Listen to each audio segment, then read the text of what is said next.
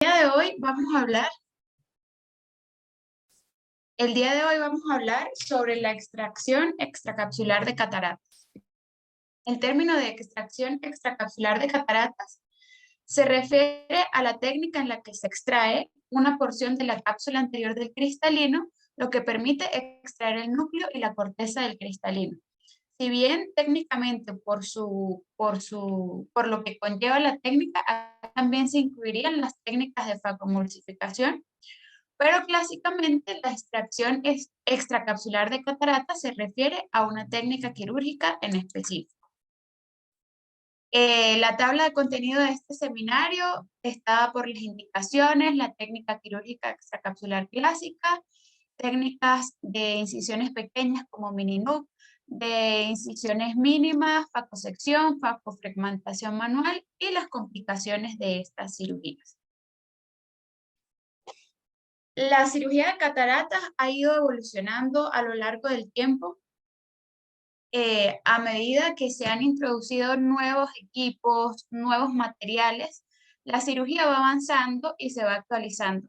Sin embargo, es súper importante que todo cirujano de cataratas, a pesar de que se desenvuelva muy bien con el facoemulsificador y que sepa manejarlo, manejar núcleos duros y manejar muy bien todas las técnicas, es imperativo que sepa cómo realizar cirugías de catarata de forma manual. Entre las indicaciones, bueno, están las cataratas densas con núcleos bastante duros y pacientes que puedan tener un contagio endotelial bajo, que tengan un riesgo de daño endotelial. También pacientes que tengan, que previamente podamos percatarnos que tengan debilidad sonular o laxitud sonular. Y en aquellos pacientes en los que estamos realizando la FACO y tengamos algún tipo de complicación. Específicamente, que tengamos ruptura de cápsula posterior o dehiscencia sonular, que no podamos resolver en el momento y que sea imperativo abrir cámara anterior para poder extraer los restos, los fragmentos de núcleo y restos corticales. En casos de una capsulorhexis errante que se nos vaya, o estamos haciendo la FACO y inesperadamente es densa o no tiene la dureza que esperábamos que iba a tener, sino que está mucho más dura y tenemos un contagio endotelial bajo. Entonces, quizás en este momento es el momento en el que se tiene que pensar con cabeza fría, tranquilizarse y bueno, tomar la decisión a tiempo para que el paciente no lleve después las consecuencias de una decisión que se pudo haber evitado. En cuanto a la técnica clásica, necesitamos una buena dilatación. Esta tiene que ser mayor a 8 milímetros para poder realizar la cirugía extracapsular. Y vienen las incisiones. Para las incisiones la tenemos que hacer en 3 tiempos. Es una incisión que va a quedar biselada. Entonces, el primer paso de la incisión consiste obviamente en realizar una peritomía conjuntival. Vamos a blanquear todo lo que es el lecho escleral con los vasos esclerales superficiales y los vasos conjuntivales. Y vamos a realizar un marcaje. Este primer marcaje lo vamos a hacer con un cuchillete de 15 grados. La técnica dice que tiene que hacer una incisión grande de hasta 10-12 milímetros a 0.5 milímetros del limbo esclerocorneal. Aquí más o menos siguiendo la dirección del limbo esclerocorneal. Este marcaje nos va a dar como el punto de partida con el cual vamos a penetrar con nuestro bisturí Crescent, con nuestro bisturí en semiluna. Entonces, justamente por la línea que ya marcamos, comenzamos a introducir el Crescent, recordando que el Crescent es cortante en todas sus superficies, en todo su vértice, tanto en los laterales como en el vértice. Este túnel se va abriendo de forma gradual, muy despacio. Es súper importante hacer énfasis de que debe acostarse el talón del crescent, ¿sí? El taloncito del crescent, acostarlo y ponerlo paralelamente en el plano para de esta manera hacer el túnel. Cuando ya hemos penetrado y hemos hecho un túnel de aproximadamente unos 2 milímetros, que ya lo podemos ver en córnea clara, bueno, completamos toda nuestra incisión y ya llegaría el paso 3, que es penetrar a cámara anterior con un cuchillete de 3 milímetros. Ok, entonces el siguiente paso que sigue es la capsulotomía en abrelatas o la capsulorhexis. La capsulotomía en abrelatas fue la primera fue la primera técnica con la que se inició la cirugía extracapsular. Esta se hace con un cistitomo y se hace rasgando en varios puntos en la periferia de la cápsula anterior que se interconectan entre sí para de esta manera poder abrir toda la cápsula anterior. Sin embargo, esta técnica tenía una complicación y es que puede presentar muchos desgarros radiales, por lo que se modificó la técnica para la capsulorhexis. La capsulorhexis debe hacerse en este tipo de cirugías, debe hacerse de 7 milímetros o mayor. Tiene que ser una capsulorhexis grande para que permita la salida del núcleo.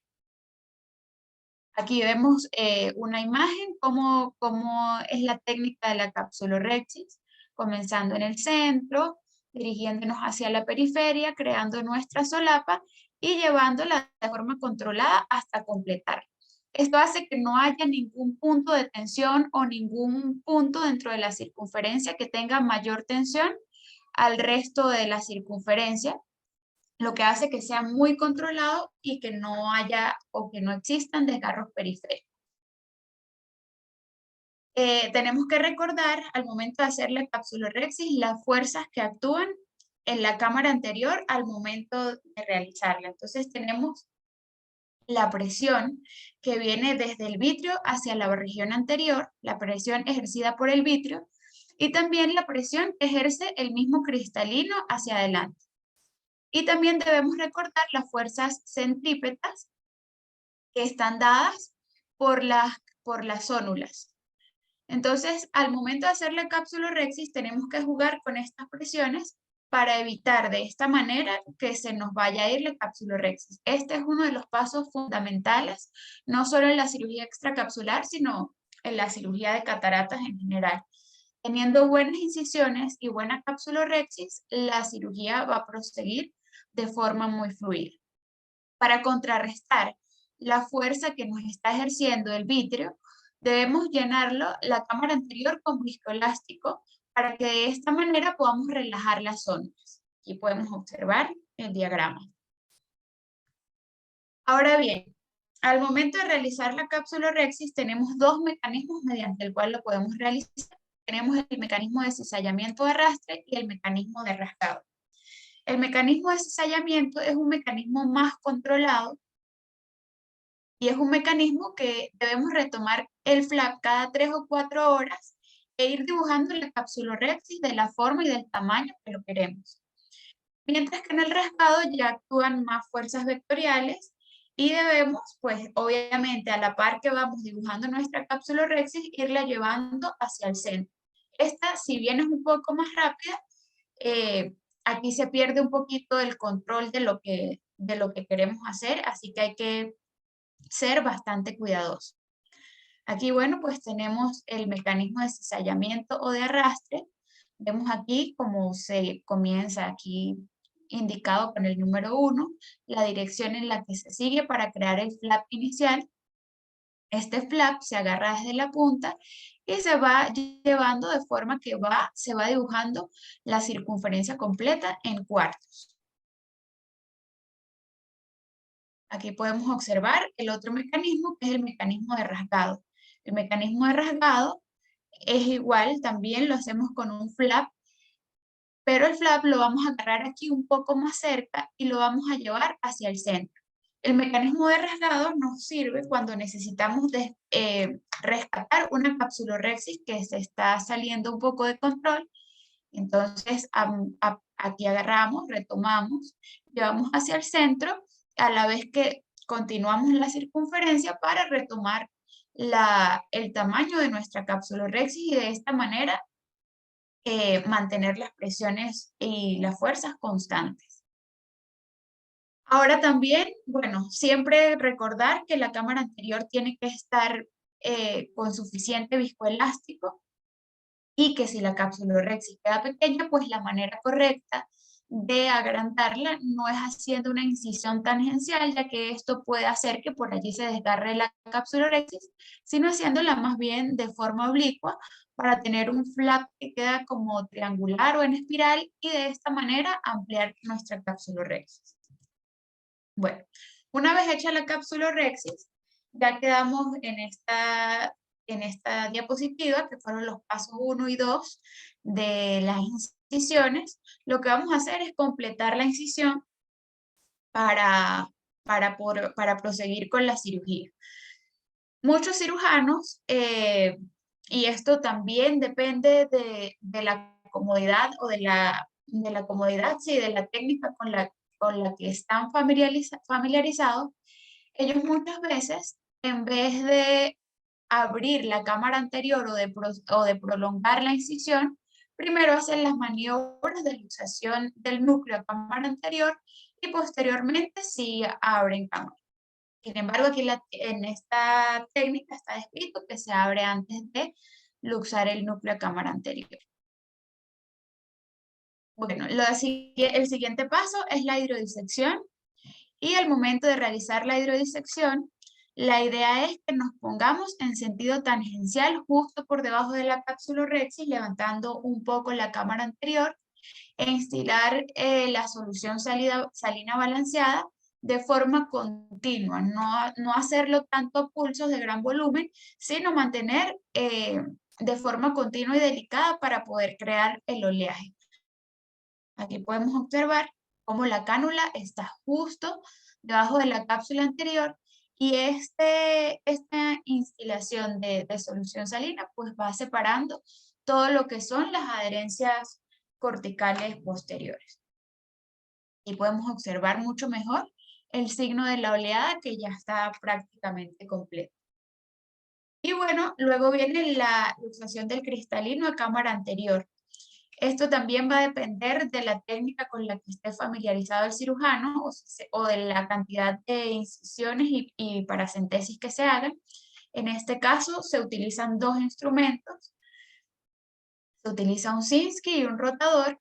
Y en este caso simplemente se utiliza un rotador y podemos observar cómo el núcleo es rotado a la cámara anterior. Y rota, rota. Y es completamente llevado a la cámara anterior y bueno, la remoción del núcleo la hace inmediatamente después. Posterior a la remoción del núcleo viene la remoción de la corteza y esto se hace con una sonda de irrigación y aspiración. En este caso, pues lo está haciendo con una cánula de 5, pero también se puede hacer con un manguito, con una sonda de irrigación y aspiración, con buratos o con la cánula de 5. La verdad es que esta técnica es bastante modificable a la comodidad del cirujano y a las posibilidades y el tipo de instrumental que tenga el cirujano. Luego viene la implantación del lente intraocular. Para implantar el lente intraocular vamos a tomar el lente por la porción superior de la óptica y vamos a introducir la áptica inferior en el saco capsular. Y una vez que la áptica ya está en el saco capsular, tomamos la áptica la áptica superior y la llevamos hasta el borde de la cápsula Rexis, siguiendo aquí como el sentido de la flecha, para ponerla debajo de la cápsula anterior y que de esta manera quede allí. Luego, una vez que ya sabemos que nuestras ápticas están en saco, lo que hacemos es realizar la rotación del lente intraocular en la bolsa capsular para asegurarnos que está bien. Aquí podemos observar cómo él coloca su primera áptica.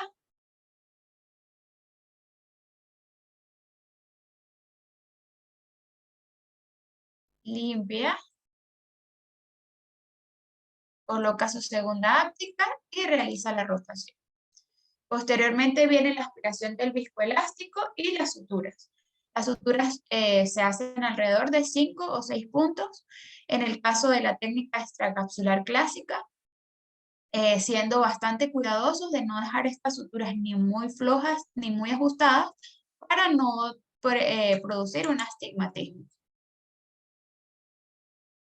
Ahora bien, esta técnica, si bien ha sido bastante utilizada, también ha tenido bastantes variaciones a lo largo del tiempo por, o ha sido sustituida por cirugías en las que se trata de evitar una incisión tan grande. Entonces tenemos la técnica de mini loop creada por Blumenthal y aquí vamos a necesitar de un mantenedor de cámara anterior. El mantenedor de cámara anterior nos va a ayudar muchísimo creando un fluido continuo para mantener una presión positiva o alta durante la cirugía. Aquí podemos observar que el mantenedor de cámara anterior se ajusta a una de las paracentesis, que va a estar en hora 6 más o menos, y vamos a tener 2 paracentesis accesorias para instaurar también, a pesar de que se utiliza el mantenedor de cámara anterior, pues también nos podemos apoyar de viscoelástico y otras sustancias, y de viscoelástico. Y bueno, esto también nos sirve aquí para introducir instrumentos. En cuanto a la incisión, podemos observar que es una incisión pequeña, pero es una incisión como en forma de embudo. Se hace la incisión inicial con el cuchillete de 15 y esta se va ampliando con el crescent a medida que vamos entrando a cámara anterior o que nos vamos acercando a cámara anterior. Entonces aquí podemos observar el movimiento. Entra en el centro, se va hacia una de la periferia, rota todo el crescent para crear esta forma como de semiluna o de embudo. Y una vez que se tiene este bolsillo ya creado, pues se procede a penetrar a cámara anterior. Esta incisión tiene aproximadamente 1 milímetro de ancho por 2 milímetros de longitud, la de la paracentesis, donde va el mantenedor de cámara. Y la de la incisión principal tiene aproximadamente 1 milímetro, o sea, la inicial se hace aproximadamente a 1 milímetro de limbo esclerocorneal y se llega hasta 2 a 3 milímetros de córnea clara con una longitud de 4.5 centímetros de longitud. Entonces, bueno, como ya podemos ver, aquí es de 4.5, pero al momento de penetrar a cámara anterior, la incisión interna se va a ampliar aproximadamente 7 milímetros. 7, 8 milímetros, y esto va a depender también del tamaño del núcleo que queramos extraer. Se realiza la capsulorhexis circular continua grande y se va a realizar, bueno, los siguientes pasos: la hidrodisección, tratando de que el núcleo quede parcialmente en cámara anterior, pero parcialmente también en saco capsular. Y bueno, esta gráfica no lo representa aquí, pero se coloca una guía justo por debajo del núcleo, y en el borde inferior. Y aquí en el borde superior, pues se va, con otro instrumento, se va a tratar de realizar presión para que, aunado a la presión, a la presión continua del mantenedor de cámara, esto vaya empujando el núcleo hacia nuestra guía. ¿Qué pasa? Aquí el epinúcleo se va a quedar en el bolsillo que hemos creado y va a salir solamente el núcleo duro a través de la guía. Si se trata de un núcleo muy grande que no pueda salir a través de la incisión, lo podemos cortar, como en este caso, para de esta manera hacerlo un poco más pequeño y poderlo extraer.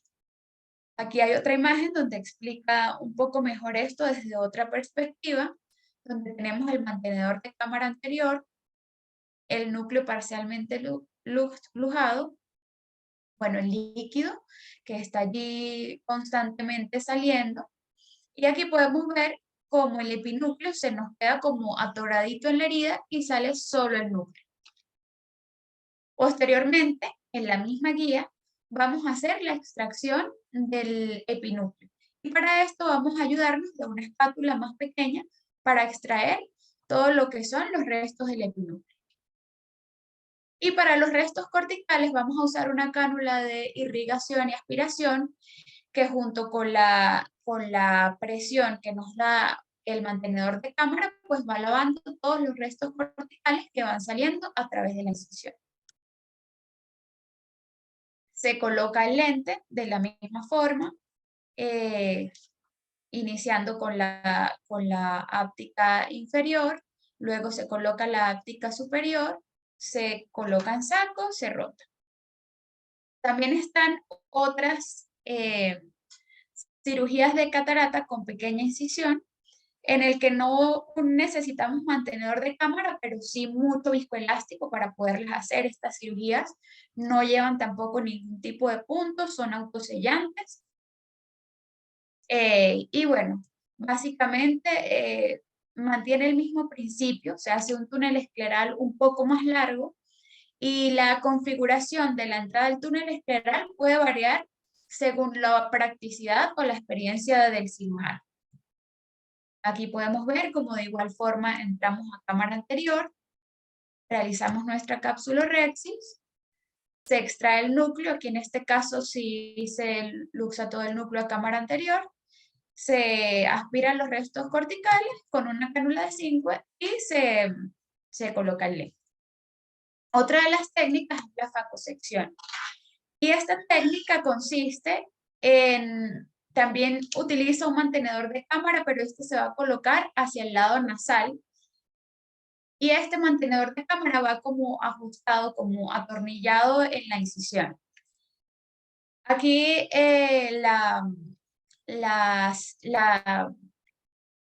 técnica o esta técnica consiste en aspirar el epinúcleo anterior y la corteza anterior para de esta manera luego realizar una hidrodelaminación, una delaminación tardía, sí, cuando ya hemos retirado todo este material cortical y epinuclear anterior. Entonces vamos a un núcleo que va a estar allí un poco más móvil, va a ser nuestro núcleo que lo vamos a fragmentar, lo vamos a seccionar y lo vamos a extraer en trozos más pequeños. Y la facofragmentación que se ayuda con pinzas para fragmentar el núcleo. Son pinzas especiales que como que pellizcan el núcleo y lo van sacando por secciones más pequeñas, por la incisión pequeña. Ahora, en cuanto a las complicaciones, tenemos complicaciones perioperatorias y complicaciones tardías. Si bien esta cirugía fue no digamos que el inicio, pero ha llevado o ha evolucionado a lo largo del tiempo, tiene muchas más complicaciones que la cirugía, que el FACO. Es por eso que se ha dejado de hacer, pero bueno, es mandatorio que todo cirujano sepa realizar esta cirugía. Entonces, tenemos complicaciones relacionadas con la herida, como en este caso, que está allí la herida levantada o los desprendimientos de Descemet, como podemos observar aquí y en este OCT, o prolapso del iris o iridodiálisis al momento de realizar las maniobras, ruptura de cápsula posterior, edema corneal y FEMA si lesionamos cualquiera de las estructuras allí, iritis o endoftalmitis porque se trata de una cirugía que tiene una incisión mucho más grande y con mayor riesgo de contaminación. Y en cuanto a las complicaciones postoperatorias tardías, pues tenemos queratopatía ampollosa pseudofágica, edema macular cistoideo o pacificación de cápsula posterior, y en este caso es mucho mayor que cuando se hace FACO. El astigmatismo postoperatorio, que era lo que explicaba al momento de realizar las suturas, malposición del lente intraocular, y el síndrome de ojo seco pues va a aparecer con mayor frecuencia en este tipo de cirugía. Ahora bien, ¿cómo podemos resolver por lo menos el tema del astigmatismo postoperatorio? Primero, evidenciar que los puntos han quedado o bien muy flojos o muy apretados. Y esto lo vamos a saber clínicamente cuando observamos como un acúmulo de fluoresceína en la base del punto o edema alrededor del punto. Y pues también nos podemos ayudar de topografía o Pentacam para determinar que los puntos hayan quedado apretados. En este caso, en esta imagen, es solamente este punto el que está ajustado y podemos verlo aquí.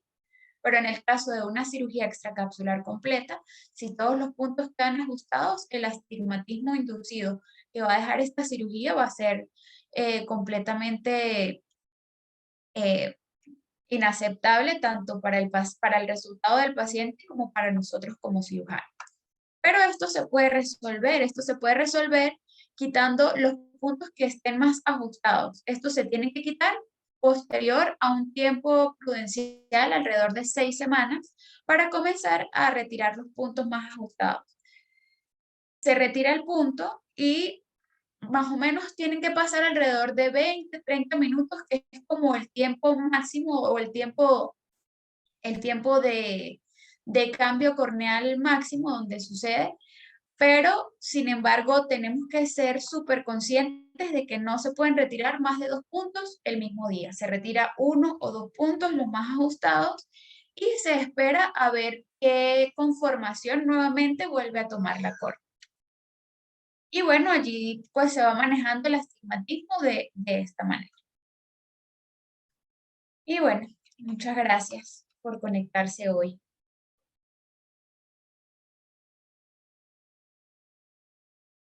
Bueno, buenas tardes para todos. ¿Me están escuchando? ¿Me oyen? Sí, doctor, lo escuchamos. Ah, bueno. Bueno, felicitaciones, muy amplia tu explicación. Yo lo que voy a hacer es complementar un poquito más los comentarios de esta técnica, que me parece a mí que la extracapsular, la cirugía extracapsular, como se hace en la actualidad, le dio un cambio a la cirugía de catarata. En la historia de la cirugía de catarata, bueno, ya sabemos que la primera fue el abatimiento del cristalino, y después se hacían cirugías extracapsulares, pero una extracapsular como la que hizo Reilly, que tú mencionaste el otro día, que colocó el primer lente intraocular en los años 1949, esa fue una cirugía extracapsular. En aquel tiempo no había microscopio y no había la seguridad de que el cirujano extrayera todos los restos corticales o el epinúcleo, etcétera, y podría quedar una inflamación bastante grande causada por resto de cristalino. Después eso se eliminó, esa técnica, por esto mismo que estoy diciendo, y se procedió a la técnica intracapsular, que era bastante difícil, estaba llena de complicaciones. La complicación más común era la pérdida del vitrio, y había muchas otras porque la incisión tenía que ser muy grande, y, y bueno, con el astigmatismo consecuente que esto implicaba, y muchas otras cosas más. Los riesgos que tenía la intracapsular eran bastante grandes, ¿no? Total que se adopta de nuevo el advenimiento del microscopio y las diferentes técnicas, empezando por la técnica de Giles, etcétera, fueron cambiando el curso de la cirugía de catarata, siendo la única forma antes de la fotoemulsificación de extraer con seguridad una catarata. O sea que se cambió la técnica intracapsular totalmente por la extracapsular, y después se comenzaron a implantar los lentes intraoculares. A través de los años, esa técnica extracapsular fue cambiando para bien, y se le fueron haciendo modificaciones para hacerla más segura y evitar las complicaciones, ¿no? Entonces, hoy en día bueno, se hace facomulsificación y solamente se reserva la cirugía extracapsular para algunos casos, como tú mencionaste, siendo los prioritarios dos, básicamente, ¿no? Que el núcleo demasiado duro que no salen con facomulsificación, o sea que la facomulsificación va a hacer mucho daño, o pacientes que tienen un bajísimo contagio, un bajo contagio endotelial, donde corre el riesgo pues de que se descompense la córnea con una facomulsificación. Claro que intervienen muchísimos factores, porque en esas circunstancias, con núcleos muy grandes, muy duros, o con endotelio de pocas células endoteliales, estamos haciendo una extracapsular donde hay cosas que no se deben hacer. Por ejemplo, una técnica de mininúcleo no se puede hacer con un núcleo demasiado grande, demasiado duro, porque simplemente no va a salir. Y estar manipulando un núcleo con endotelio pobre, precisamente lo que queremos es manipularlo poco. Entonces, esa técnica de fragmentación, como nombraste, o modificaciones en la extracapsular, tampoco la recomiendo porque aumenta la manipulación en una córnea que no queremos manipular mucho, ¿no? Entonces, depende mucho de cada caso, donde hoy en día, donde vamos a practicar una extracapsular. Por supuesto que no lo vamos a hacer de rutina porque existe una técnica mejor que la facomulsificación, donde podemos predecir o controlar mejor los resultados. Con respecto a la incisión en una extracapsular planificada, hoy en día, está yo creo que entre 8 y 10 milímetros, máximo 10 milímetros, 12 me parece demasiado. Hay dos cosas muy importantes, que es la arquitectura de la incisión es sumamente importante, en donde queremos entrar en la parte superficial, en la parte de la jugular, en el limbo, lo más escleral posible, y ahí me atrevo a decir que entre 1.5 y 2 milímetros del limbo córneo-escleral, y salir en el endotelio a través de un túnel prácticamente, o de un flap, o una chanela, como se llame, y salir a 1,5 o 2 milímetros por delante del limbo córneo-escleral.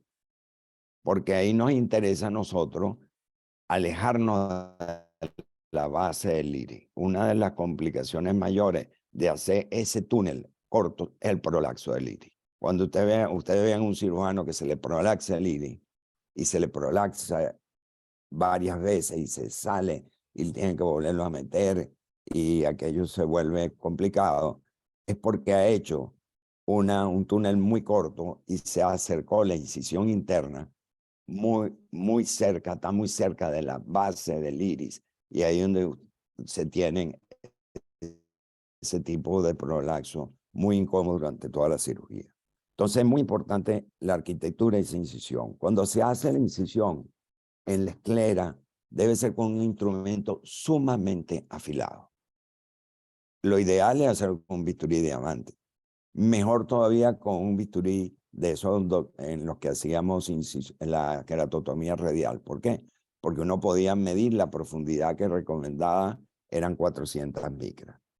Hoy en día es muy raro conseguir esos bisturí en un pabellón. Entonces, con un bisturí de diamante está bien. También es raro hoy encontrar un pabellón, un bisturí de diamante, porque son muy costosos y se rompen fácilmente con cualquier maltrato, con cualquier manipulación no adecuada. Y entonces se prefieren instrumentos que corten mucho, como los cuchilletes o los portojillas antiguos, las hojillas, etc. Lo importante es que esa incisión se haga de una sola vez a la profundidad adecuada. ¿Por qué? Porque no podemos hacer incisión y volver a pasar sobre la misma varias veces.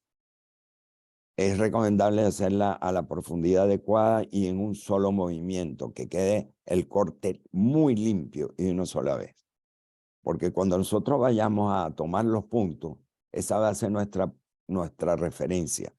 Va a ser afrontar esa herida y apretar un poquito el punto. Eso casi es muy artesanal, es una cirugía bastante, que depende mucho del cirujano, ¿no?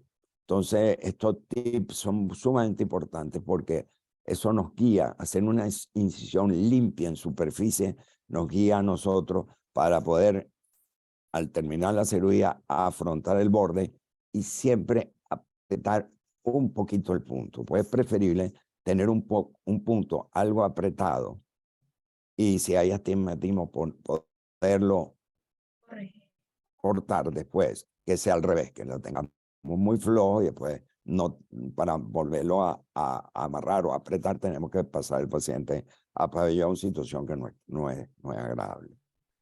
Entonces, la arquitectura de la incisión es muy, pero muy importante. La capsulorhexis, por supuesto, depende ya del paciente, del tamaño.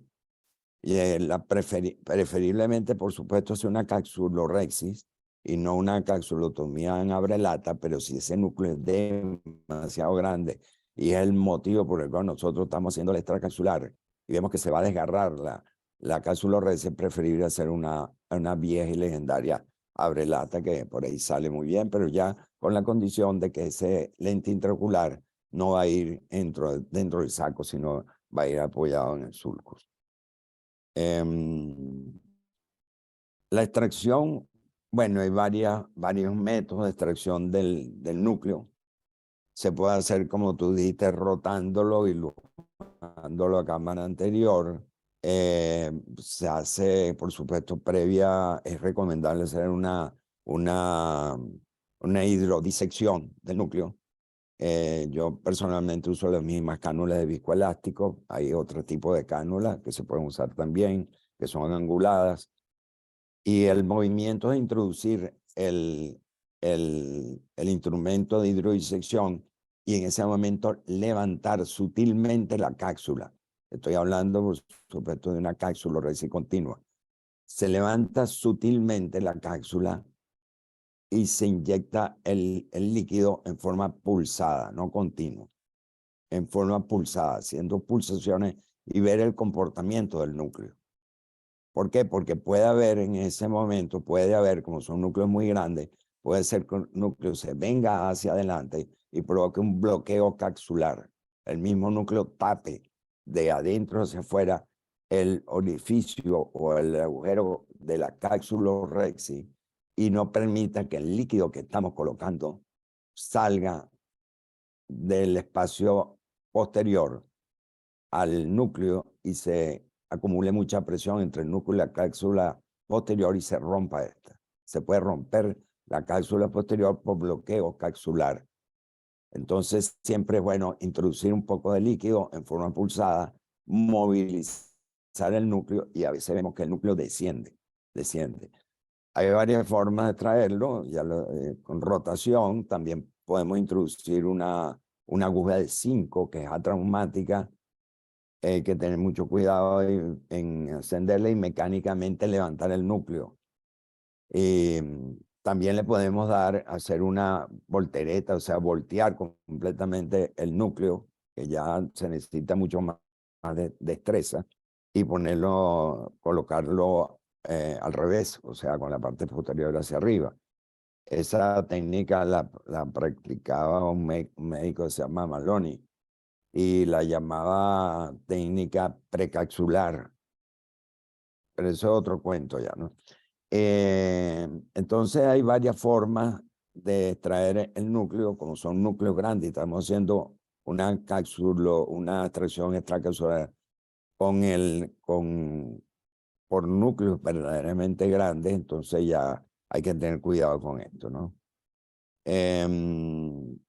Lo que explicaste tú, y cizallamiento o rajado, generalmente se usa primero el cizallamiento y yo estoy acostumbrado a se puede hacer en forma horaria o antihoraria la capsulorhexis, eso depende de la destreza del cirujano.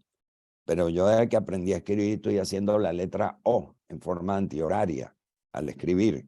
Entonces yo prefiero que no perder esa costumbre de hacer la O, y por eso prefiero hacerla antihoraria. Empiezo muy en el centro, un poquito más en hora 6 del paciente, comienzo a desgarrar la cápsula allí entre el centro y la periferia, pero más hacia el centro, y tiendo a ver el comportamiento y voy llevando en forma de espiral la capsulorhexis, tratando de no más acercarme a la inserción de la zónula anterior en la cápsula, porque por las razones que tú dijiste, puedo perder el control de la rexis y se va la rexis hacia la periferia. Pero lo que recomiendo es siempre tener controlada la capsulotomía, siempre, siempre. Las técnicas de mini núcleo son modificaciones, y es lo que tú dijiste, es crear, en vez de una incisión en superficie amplia, se crea una pequeña y después se hace un embudo. Y cuando hacen la extracción ayudada por una cánula de infusión en hora 6, lo que se hace es limpiar. Lo que sacas tú es el núcleo, porque está el núcleo, el epinúcleo, la corteza. O sea, del centro de la periferia hay cosas más duras en el centro y más blandas en la periferia. Entonces, con la técnica del mini núcleo, lo que está trayendo es lo más duro, que realmente es el núcleo. Y depende del paciente, del tipo de catarata, qué grado de dureza tenga. Y lo que estás dejando allá dentro del ojo es un material más blando. ¿Ok? Entonces, claro, en mini núcleo, catarata muy dura, no es recomendable realizarla, ¿no? Con respecto a la extracción de restos corticales, yo prefiero hacer lo que llamo una viscoextracción. Luego que nosotros extraemos el núcleo, queda cierta cantidad de pinúcleo y corteza, entonces introduzco viscoelástico liviano y coloco la punta de la cánula en hora 6 y haciendo, inyectando viscoelástico en la cámara anterior y deprimiendo con la misma aguja el borde de la incisión, logra extraer bastante cantidad de este material y por ende disminuir la etapa de extracción manual de estos restos y hacer la cirugía más o menos traumática. Con respecto a la sutura, lo que dije, colocar 4 o 5 puntos es suficiente porque ya está haciendo como incisión. Con la arquitectura de esa incisión, está como haciendo segmentaciones de incisiones autosellantes. Entonces, tiene la ventaja que con pocos puntos vas a lograr un buen sellado de toda la herida. Y lo que dije, afrontarla y apretarla un poquito nada más.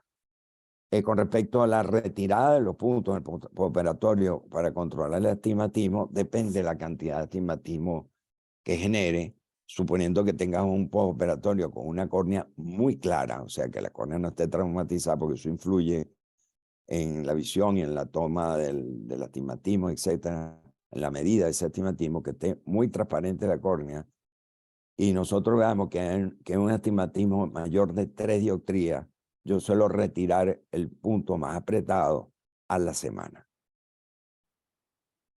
Y voy evaluando cada semana la mejoría del paciente. Y puede ser que si se necesita retirar otro punto, lo retire a la segunda o a la tercera semana. Generalmente, si queda una y media dioptría de astigmatismo, me alegro mucho, porque al cabo de más o menos 6 semanas, el paciente debe estar casi en 0 astigmatismo. Pero sí, todo depende por supuesto, del paciente. Con respecto a las complicaciones, hay complicaciones que dependen del cirujano y otras que dependen del ojo o del paciente. Las que dependen del cirujano es por mala técnica o por falta de experiencia. Y eso son cosas que se deben de corregir. Y las que dependen del paciente, bueno, puede ser que el paciente tenga una cámara muy estrecha, y entonces la cosa cambia allí, hay que cambiar ciertas cosas, inclusive hacer una vitrectomía profiláctica para poder robarle un poquito el humor vitrio y hacer la cámara más profunda para no tener complicaciones desagradables. E igual si tenemos el endotelio muy malo, entonces tenemos que abrir un poquito más la incisión y tener mucho cuidado con la extracción del núcleo. Y bueno, y problemas con el paciente en sí, si son tosedores o se mueven mucho, etcétera, etcétera, ¿no? Es una técnica bastante útil y que cambió la cirugía de cataratas durante muchos años hasta que llegó la facoemulsificación. Y yo creo que hay que insistir mucho que sigue siendo una técnica muy buena para casos muy especiales. Y hay que practicarla, porque antes sí la hacíamos porque era lo único que había y ahí tomamos mucha experiencia al respecto, pero hoy en día la mayoría de los cirujanos aprenden a hacer mucha facoemulsificación y poca cirugía extracapsular, lo que aumenta las complicaciones inherentes a la técnica y a la destreza. Por otro lado, bueno, los felicito a todos por haber hecho el Well Lab, actividad que me parece sumamente útil porque cuando uno comienza una cirugía y no conoce los instrumentos que tiene alrededor, eso lo llena a uno de mayor estrés. Y el objetivo del Well Lab es hacer una reproducción del pabellón, pero sin el paciente. Entonces, familiarizarse con los instrumentos, con el microscopio, con el control del microscopio, con el control del facoemulsificador, con la posición de las manos. Y también ayuda, pues, el ojo de cochino que tenemos allí para hacer ciertas cosas, para hacer la cirugía. Pero más que todo, que a la hora que nosotros nos sentemos en un paciente, el estrés que genera el desconocimiento de todos sus mandos y esos instrumentos quede minimizado. Entonces, los felicito por todas esas actividades. Y con esto Gracias, termino las doctor. observaciones y que si alguien quiere añadir algo, bueno, le cedo la palabra. Gracias.